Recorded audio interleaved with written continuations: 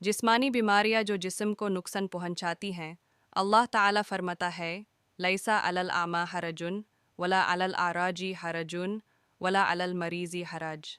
यानी अंधे पर कोई गुनाह नहीं, ना ही लंगड़े पर और ना ही बीमार पर। सूरह अन-नूर 24:101। ये आयतें उन बीमारियों का जिक्र करती हैं जो किसी शख्स को हज, रोज़ा या वुधू के दौरान हो सकती हैं। इनमें एक अजीम हिकमत छुपी हुई है जो कुरान की अज़मत और उसकी इलाही हिकमत को बयान करती है। ये कुरान उन लोगों के लिए काफ़ी है जो समझदार हैं और समझ रखते हैं।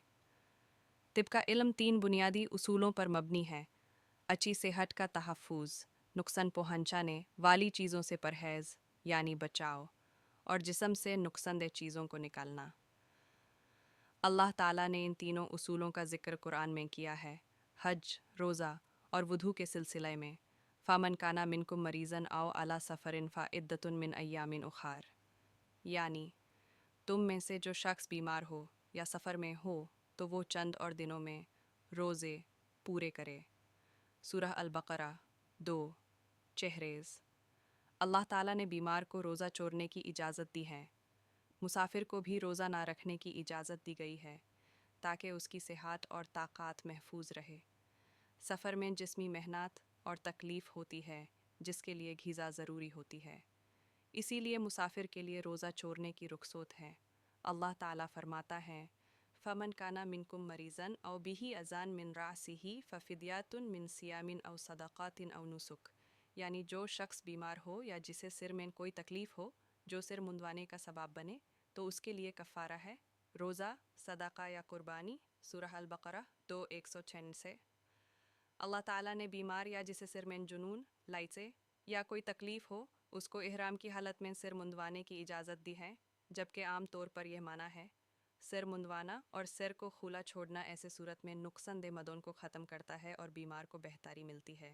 ये उस उसूल का एक मिसाल है जहाँ जिस्म से नुकसानदेह चीज़ों को निकलना सेहत के लिए ज़रूरी है और ये आम हुक्म से बढ़कर है। ऐसी 10 चीज़ें हैं जो अगर जिस्म में इकट्ठी हो जाएं और ना निकाली जाएं तो नुकसान पहुंचाती हैं। 1 खून अगर वो ख़राब हो जाए, 2 मनी अगर ज़्यादा हो जाए, 3 पेशाब, 4 पखाना, 5 हवा, 6 कई 70 छींक का जाज्बा, 8 नींद, 9 भूख, 10 प्यास अगर इनमें से किसी भी चीज़ को सही तौर पर हल ना किया जाए जैसे कि नींद, तो ये किसी खास किस्म की बीमारी का सबब बनती है। अल्लाह ताला ने जब सिर मुंदवाने की इजाज़त दी सिर की तकलीफ़ के लिए, तो इससे ये सबक मिलता है कि दूसरी नुकसानदेह चीज़ें भी इस तरह जिस्म से निकाली जा सकती हैं। रही बात एहतियात या परहेज़ की, जैसे ग़िज़ा से बचना, तो अल्लाह ताला फरमाता है, व इन कुंतुम मर्ज़ा औ अला सफ़रिन औ जाअ अहदुम मिनकुम मिनल गाइति औ लामस्तुमुन निसाअ फ़लम तजिदू माअन फ़तयम्ममू सईदन तय्यिबा। यानी अगर तुम बीमार हो या सफ़र में हो या तुम में से कोई शख्स पेशाब पखाना करके आए या औरतों से हम बिस्तरी की हो और पानी ना मिले तो पाक मिट्टी से तयम्मुम करो। सूरह अन-निसा 443। अल्लाह ताला ने बीमार शख्स को वुधू में पानी के बजाय मिट्टी से तयम्मुम करने की इजाज़त दी ताकि उसकी सेहत को पानी के नुकसान से बचाया जा सके।